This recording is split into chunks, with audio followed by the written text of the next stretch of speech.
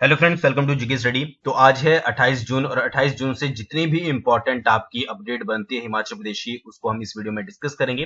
तो approx 8 important updates जो है हम इस वीडियो में डिस्कस करेंगे। साथ ही साथ आप हमें टेलीग्राम चैनल पर जो है वो सर्च कर सकते हैं। अगर आपने टेलीग्राम को ज्वाइन किया है तो ऑफिशियल जीके स्टडी वहां पर सर्च कीजिएगा और आप वहां पर स्टडी मटेरियल के लिए हमसे जुड़ सकते हैं। उससे पहले अगर आप घर बैठे हिमाचल प्रदेश कॉम्पिटेटिव एग्जाम्स की तैयारी कर रहे हैं तो डिफरेंट मॉक टेस्ट को आप ज्वाइन कर सकते हो। अपनी प्रिपरेशन को चेक करने के लिए हिंदी और इंग्लिश दोनों में है। तो कूपन कोड आपको यूज करना है जीके स्टडी 40, जिससे आपको डायरेक्टली 40% का डिस्काउंट जो है वो इंस्टेंट मिल जाएगा। ठीक है, तो यहाँ पर पूरी लिस्ट दी गई है कौन कौन से मॉक टेस्ट चले हुए हैं, आप वहां पर जाकर ज्वाइन कर सकते हैं। बात करते हैं सबसे पहले हेल्थ डिपार्टमेंट के ऑफिशियल रिपोर्ट के बारे में, जो कि कोरोना केसेस से रिलेटेड होती है। तो ये 27 जून की रात 9 बजे तक की अपडेटेड रिपोर्ट है। तो आपको पता ही है हिमाचल प्रदेश में ऐसा कोई दिन नहीं जा रहा है जिस दिन आपके केसेस जो है वो नए नहीं आते हैं। तो अगर बात करें 27 जून की, तो टोटल जो है वो आपके 2076 पर्सन को जो है वो टेस्ट किया गया था। 7 पॉजिटिव निकले हैं। ठीक है, 1921 जो है वो नेगेटिव निकले हैं। 148 की रिपोर्ट जो है वो वेटिंग में है। अब इन 7 के पॉजिटिव के साथ साथ जो है वो 3 पॉजिटिव केस आपके डिस्ट्रिक्ट सोलन में भी आए हैं और 10 पॉजिटिव केसेस आपके डिस्ट्रिक्ट हमीरपुर में भी आए हैं रात 9 बजे तक। ठीक है, बट ये जो आपके सैंपल थे ये 26 तारीख के पेंडिंग थे, यानी कि आप 20 केसेस जो है वो नए आ चुके हैं आपके 27 तारीख को रात 9 बजे तक। ठीक है, अगर बात करें पूरे हिमाचल प्रदेश में, तो जब से कोरोना वायरस हिमाचल प्रदेश में आया है 74,764 पर्सन को जो है वो कोविड 19 के लिए टेस्ट किया जा चुका है। 73,722 पर्सन अभी तक नेगेटिव निकले हैं और 148 की रिपोर्ट आनी जो है अभी बाकी है। टोटल आपके 894 पर्सन जो है वो हिमाचल प्रदेश में पॉजिटिव हो चुके हैं, जिनमें से 373 एक्टिव केसेस हैं, 11 माइग्रेटेड आउट हैं, 501 जो है वो रिकवर्ड हो चुके हैं और डेथ का नंबर जो है वो 1 प्लस हो चुका है, यानी कि टोटल डेथ जो है वो आपकी 7 हो चुकी है। ठीक है, तो 373 आपके एक्टिव केसेस हैं। एक्टिव केसेस भी धीरे धीरे बढ़ते जा रहे हैं। बात करें कहां कहां पर टेस्ट होते हैं, तो आईजीएमसी शिमला, कसौली, टांडा, पालमपुर, नैरचौक मंडी, नाहन में आपके, सिरमौर में और चंबा में। ठीक है, तो अप्रोक्स आपके 7 जगह पर जो है वो टेस्ट किए जाते हैं। थोड़ी बात कर लेते हैं आपकी डिस्ट्रिक्ट वाइज कि किस किस डिस्ट्रिक्ट में कितने एक्टिव केसेस हैं। तो बिलासपुर में 17 एक्टिव केसेस है, चंबा में 10 एक्टिव केसेस हैं। बात करें हमीरपुर और कांगड़ा की, 100 प्लस एक्टिव केसेस जो है वो हो चुके हैं। हमीरपुर में 117 एक्टिव केसेस है, कांगड़ा में 113 एक्टिव केसेस है। किन्नौर में भी एक्टिव केसेस बढ़ते जा रहे हैं, 4 एक्टिव केसेस हैं, कुल्लू 1 है। लाहौल स्पीति एकमात्र ऐसा जिला है जहां पर अभी भी कोई भी केस नहीं आया है। मंडी में 4 एक्टिव केसेस हैं, शिमला में 19 आपके एक्टिव केसेस हैं, सिरमौर में 13 एक्टिव केसेस हैं, सोलन में 47, ऊना में 28, टोटल हो गए आपके 373 एक्टिव केसेस। ठीक है, तो ये पूरी रिपोर्ट है। अगर आप और भी डिटेल में इसको देखना चाहते हैं तो वीडियो को पॉज कर सकते हैं। अगले अपडेट की बात करते हैं। तो आपको पता ही होगा कि एचपीयू ने 274 पदों के लिए जो है ऑनलाइन आवेदन मांगे थे। अगर नहीं याद आ रहा है तो मैं आपको बता देता हूं, जिसमें उन्होंने बहुत सारी फीस मांगी थी भर भर कर। ठीक है, आई थिंक आपको अभी याद आ गया होगा। तो उन्होंने जो है अपनी ऑनलाइन आवेदन की जो डेट थी उसको बढ़ा दिया है और 4 जुलाई कर दिया है। तो अगर अभी भी आपका माइंड सेट नहीं हो रहा है, आप ये सोच रहे हो कि भरूं कि नहीं भरूं, तो उन्होंने और टाइम आपको दे दिया है। 4 जुलाई तक जो है आप ऑनलाइन आवेदन कर सकते हैं। और इसके साथ साथ आई थिंक ये सभी, मुझे ये नहीं पता था कि अदर स्टेट वाले भी अप्लाई कर सकते हैं, क्योंकि यहाँ पर लिखा है इसके अलावा अंडमान और निकोबार आइलैंड, लक्षद्वीप, लद्दाख, असम, त्रिपुरा, मेघालय, नागालैंड, मणिपुर, मिजोरम, अरुणाचल प्रदेश। ठीक है, तो ये जो है वो आपके 11 जुलाई को शाम 5 बजे तक का समय दिया गया है। ठीक है, मतलब 11 जुलाई तक जो है फॉर्म भेज अपने सकते हैं। ठीक है, तो 4 जुलाई अंतिम तिथि है इसकी। अगर आप भरना चाहते हो तो आप फिलअप कर सकते हो। बात करते हैं अगले अपडेट के बारे में। तो ये बहुत सारी चर्चाएं हो रही थी जो आपके पंचायत और अदर निकाय के जो चुनाव होने वाले हैं कि ये जो है अब पोस्टपोन हो जाएंगे, क्योंकि कोविड 19 की जैसी सिचुएशन चली है।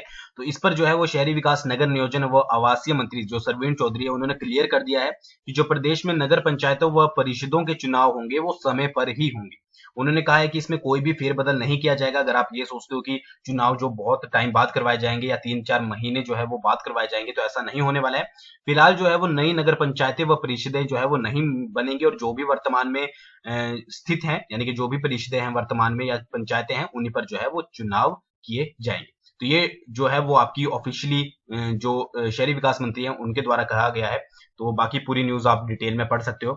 अगले अपडेट की अगर बात करें, तो शहीदों की याद में जो है हिमाचल प्रदेश में वन योजना का आरंभ जो है वो बहुत जल्दी किया जाएगा। तो ये इंपॉर्टेंट आपके करंट अफेयर से रिलेटेड क्वेश्चन भी बन सकता है। तो वन मंत्री गोविंद सिंह ठाकुर ने कहा है कि वन विभाग प्रदेश के शहीदों की स्मृति में शीघ्र ही वन योजना का शुभारंभ करेगा। उन्होंने कहा है कि प्रदेश में पौधारोपण की मुहिम की तहत तरह चलाने के उद्देश्य से अर्धसैनिक बलों की भी सहायता ली जाएगी। ठीक है, तो ये कहा गया है कि सिंपल सा आपको सिर्फ यही याद रखना है कि शहीदों की याद में जो है वो कौन सी योजना हिमाचल प्रदेश में शुरू की जाएगी, तो वो की जाएगी आपकी वन योजना। अगले अपडेट की बात करें तो हिमाचल प्रदेश में जो है वो केंद्र सरकार की तरफ से 500 वेंटिलेटर जो है वो दिए गए हैं, और ये जो मुख्यमंत्री श्री जयराम ठाकुर जी हैं उनके विशेष आग्रह पर केंद्र सरकार द्वारा दिए गए हैं। इनमें 178 ट्रांसपोर्ट वेंटिलेटर हैं और बाकी आईसीयू वेंटिलेटर हैं जो कि प्रदेश सरकार को निःशुल्क प्रदान किए गए हैं, और भारत इलेक्ट्रॉनिक्स लिमिटेड द्वारा जो है ये बनाए गए। ये चीजें बहुत इंपॉर्टेंट होती हैं क्योंकि यही जो है वो डायरेक्टली क्वेश्चन बन के आपके एग्जाम में दिखती हैं बाद में कि किसके द्वारा बनाए गए थे। तो भारत इलेक्ट्रॉनिक्स लिमिटेड द्वारा बनाए गए, ठीक है, ये वेंटिलेटर HLL के माध्यम से जो है वो उपलब्ध करवाए गए हैं। ठीक है, तो किसके माध्यम से उपलब्ध करवाए गए हैं और किसने बनाए हैं, याद रखिएगा। इन वेंटिलेटर को प्रदेश के सभी मेडिकल कॉलेज, सभी जिला अस्पतालों और अन्य कोविड से संबंधित स्वास्थ्य संस्थानों में जो है वो स्थापित किया जाएगा, ताकि जो कोरोना से उपचार, जिनका भी कोरोना में उपचार चल रहा है, उनको और बेनिफिट जो है वो मिल सके। ठीक है, बात करते हैं अगले अपडेट के बारे में।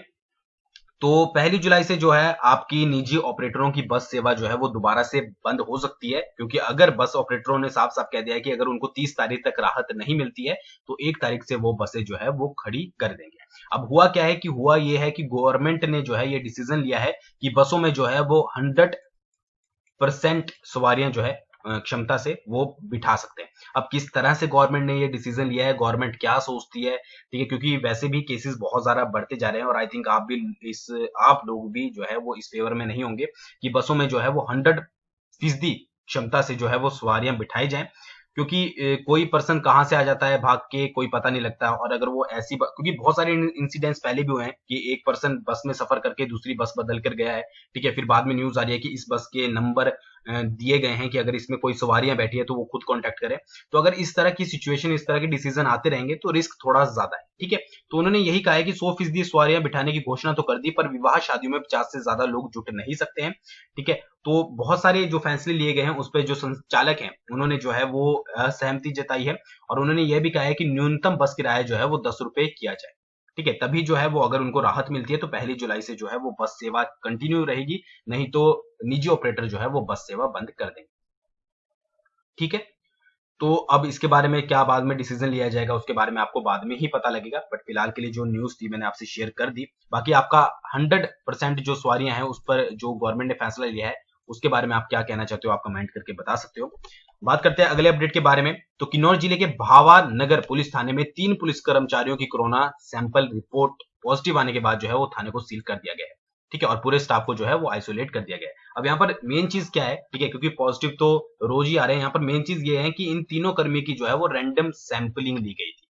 अब ये जो है वो रैंडम सैंपलिंग में संक्रमित पाए गए हैं और तीनों जो है वो ड्यूटी पर तैनात थे। तो मुझे लगता है कि आप लोगों में से भी बहुत का मानना ये जरूर होगा कि अगर हिमाचल प्रदेश में रैंडम सैंपलिंग करवाई जाती है तो आई थिंक बहुत सारे ऐसे लोग होंगे जो पॉजिटिव निकलेंगे, क्योंकि आजकल जो है वो कोरोना वायरस के लक्षण ये तो बिल्कुल नहीं दिखते हैं कि सर्दी खांसी जुकाम है किसी को तो वो ही जो है वो कोरोना पॉजिटिव है। ठीक है, बहुत सारे केसेस ऐसे भी आए हैं जिनमें कोई भी मतलब तंदुरुस्त बंदा चलता फिरता और वो कोरोना पॉजिटिव निकला है। ठीक है, तो जरूरी नहीं है कि लक्षण दिखे। तो अगर हिमाचल प्रदेश में रैंडम सैंपलिंग करवाई जाती है तो ऐसे बहुत सारे केसेस होते हैं जो मतलब निकल सकते हैं, ऐसे बहुत सारे केसेस। और गवर्नमेंट ने ये भी थोड़े दिन पहले बोला भी था कि घर घर जाकर जो है वो आपकी रैंडम टेस्टिंग की जाएगी। अगर रैपिड टेस्ट किट जो है वो आ जाती है जिससे 30 मिनट में जो है वो सैंपल का रिजल्ट आ जाता है, बट ये बाद में कितना अप्लाई होता है ये आपको बाद में ही पता लगेगा। तो रैंडम सैंपलिंग में जो है ये 3 कर्मी जो है वो पॉजिटिव निकले हैं। इनके संपर्क में आए 42 पुलिस कर्मियों और होमगार्ड के जवानों को जो है पुलिस स्टेशन भावा नगर में ही क्वारंटाइन कर दिया गया है। ठीक है, तो इस तरह से जो है वो केसेस बढ़ते जा रहे हैं। बात करते हैं अगले अपडेट के बारे में। तो सरकार 30 जून के बाद राज्य में स्कूल कॉलेज खोलने को लेकर जो है वो फैसला लेगी। ये स्कूल कॉलेज से रिलेटेड न्यूज जो है वो बहुत कुछ फेक भी वायरल हो रही है, कुछ डेली भी वायरल हो रही है। तो सरकार ने साफ कर दिया है कि 30 जून के बाद ही राज्य में जो भी स्कूल खुलेंगे या कॉलेज खुलेंगे इन पर फैसला लेगी। अब इसका मतलब ये नहीं है कि खोल दिए जाएंगे, ठीक है, फैसला लिया जाएगा। साथ ही जो भी स्नातक और स्नातकोत्तर परीक्षाएं होंगी उन पर करवाने का फैसला भी जो है वो 30 के बाद ही लिया जा सकता है। ठीक है, अभी सरकार को केंद्रीय गृह मंत्रालय की गाइडलाइंस का इंतजार है। जो भी गाइडलाइंस आएगी उसके बाद ही जो है वो फैसला लिया जाएगा, और जो भी फैसला होगा वो आप तक पहुंचा दिया जाएगा। अगर आप जीके स्टडी को फॉलो करते हो तो जीके स्टडी के द्वारा, अगर आप न्यूज को फॉलो करते हो न्यूज के द्वारा, अगर किसी और को फॉलो करते हो तो उसके द्वारा। ठीक है, बट आप तक जो है वो पहुंच ही जाएगा। तो ये थी आपकी कुछ इंपॉर्टेंट अपडेट्स। आई होप आपको पसंद आई होगी। Thanks for watching. बहुत जल्दी मिलेंगे नेक्स्ट वीडियो के साथ।